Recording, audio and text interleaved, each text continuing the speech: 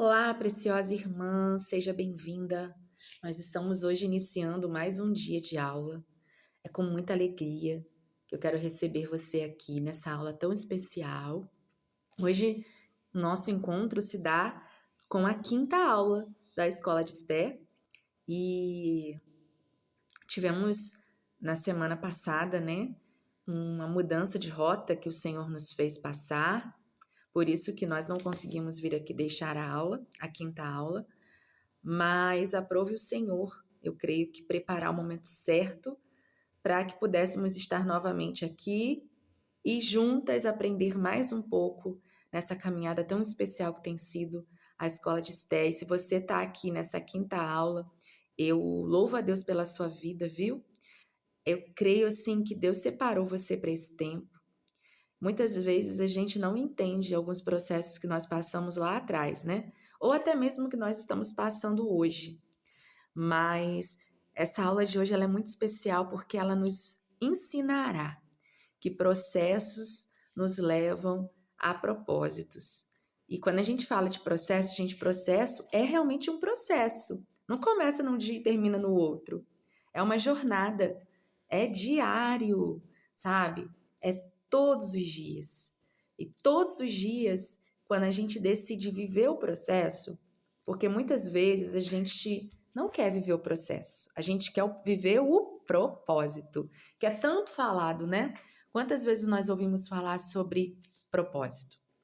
Com certeza, você, mulher preciosa que está aqui, em algum momento da sua vida, essa palavra ecoou mais forte no seu coração, de viver o seu propósito.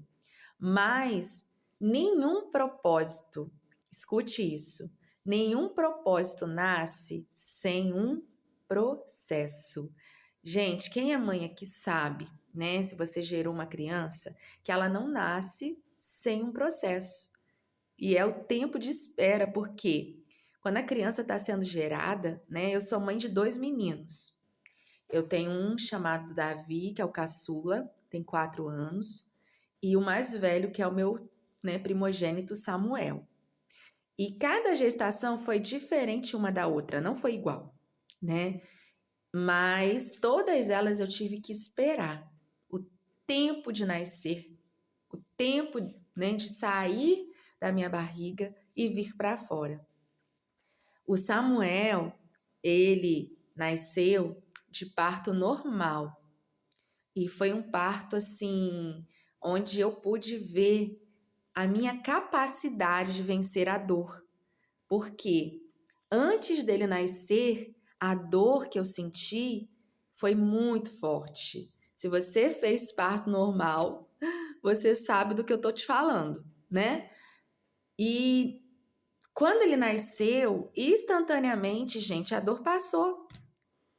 A dor não continuou mais. E eu vi que eu tive capacidade, que eu sempre tive medo do parto, né? Normal. Mas eu tive uma capacidade de vencer o meu maior medo, que era o medo do parto normal. E quando passou, gente, eu falei, nem lembro da dor. Por quê? Porque a alegria de ter o Samuel nos meus braços era tão grande, era tão, sabe, tão, não tem palavras para descrever, que a dor eu já não conseguia lembrar, sabe? Eu já não conseguia mais imaginar aquela dor do processo, porque o propósito, o Samuel, né? Ele veio para tirar toda a dor. Mas eu precisei viver o processo de cada mês fazer o pré-natal. E era algo que eu precisava fazer de forma constante. Eu não podia, tipo assim, esse mês eu não vou fazer o pré-natal.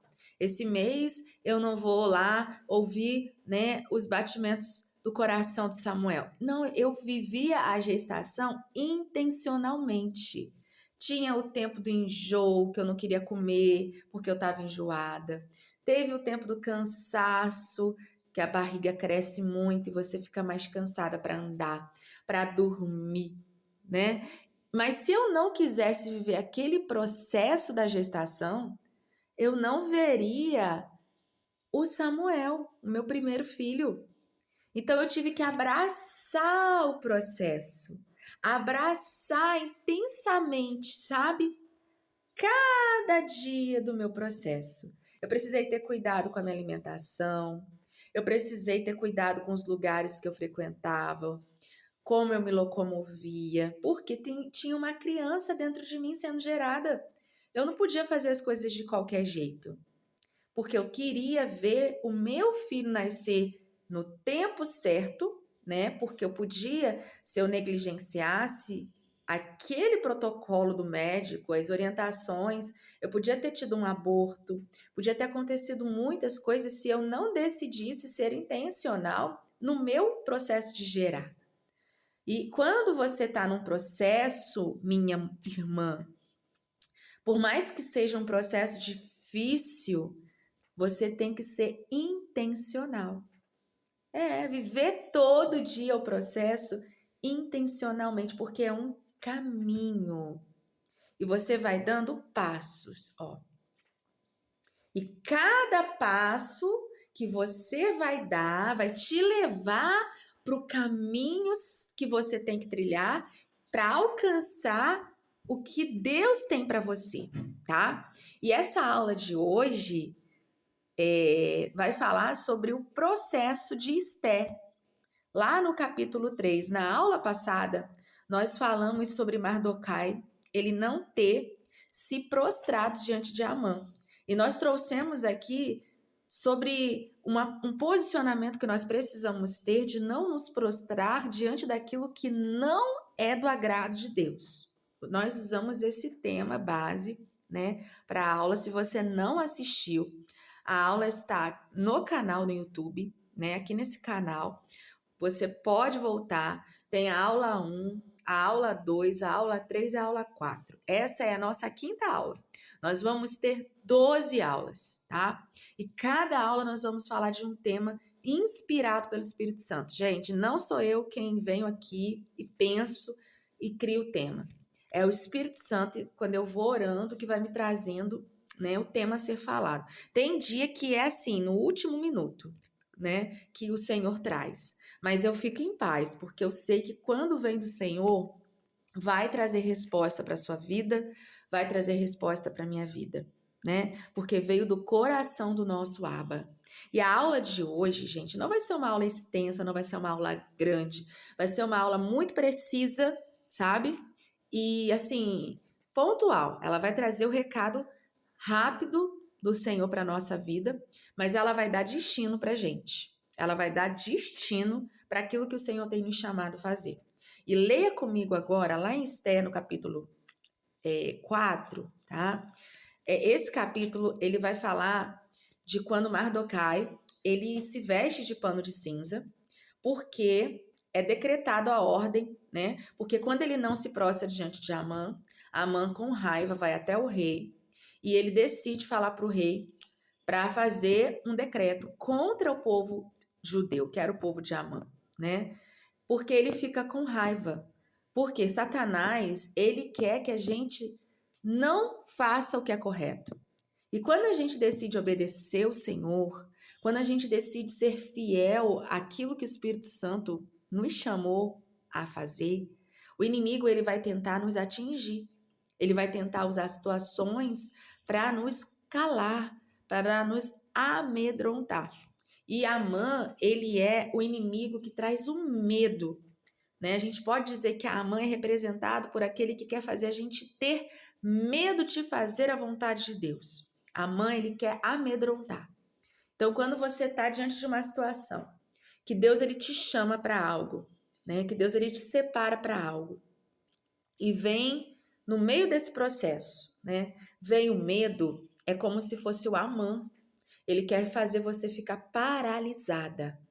Mas existe uma saída que vai nos levar a um lugar de posicionamento em Deus. E essa saída, ela vai vir naquilo que Deus chamou você para fazer, no seu propósito. Esté, ela estava no palácio, ela estava reinando, ela estava ali, né, sendo agraciada por tantas coisas boas naquele palácio. Era um lugar de conforto, era um lugar de mesas postas, né, de banquetes. Esté estava ali vivendo algo além do que ela podia imaginar. Talvez você está vivendo algo muito além do que você poderia imaginar. Mas isso não é somente para que você seja agraciada. Tem um propósito. Deus tem uma missão dentro desse lugar, dentro dessa chamada, dentro desse ambiente que você está. Você tem uma missão. Talvez você nem saiba qual é ainda essa missão.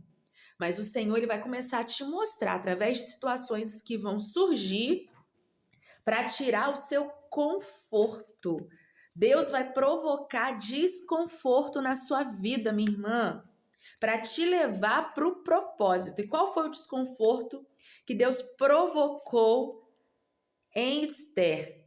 Foi ver o seu tio vestido de pano de saco. Foi ver o seu tio sofrendo. Então ela ficou desconfortável. Ela começou a querer saber o que estava acontecendo. Por quê? Já havia um decreto, a morte do povo judeu. E Amã, ele tinha selado isso com o anel do rei. O anel do rei, quando ele selava algo, não podia revogar. Então já tinha sido selado, já tinha sido decretado, cartas seriam entregues a outras províncias e a ordem foi dada. O que fazer? Amã, ele já tinha conspirado tudo contra o povo de Deus. Mas Mardokai, ele decide fazer um jejum, ele decide se humilhar. Naquela época, quando as pessoas colocavam um pano de saco, elas estavam levando elas a um nível de humilhação diante de Deus muito grande. Elas estavam mostrando para o Senhor assim a humilhação, a dependência diante de uma situação difícil que elas estavam vivenciando. E Mardokai, ele foi para esse lugar.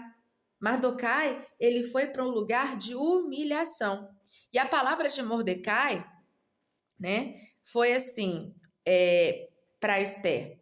Quando ela mandou saber o que estava acontecendo, a resposta dele para ela foi: não pense que por você estar no Palácio Real, você será a única entre todos os judeus que conseguirá escapar.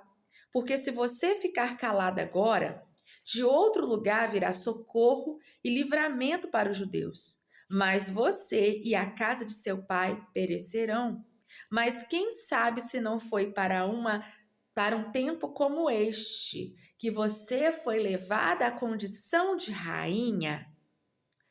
Gente, aqui Mordecai está falando para Esther: ei, agora você vai sair da sua zona de conforto.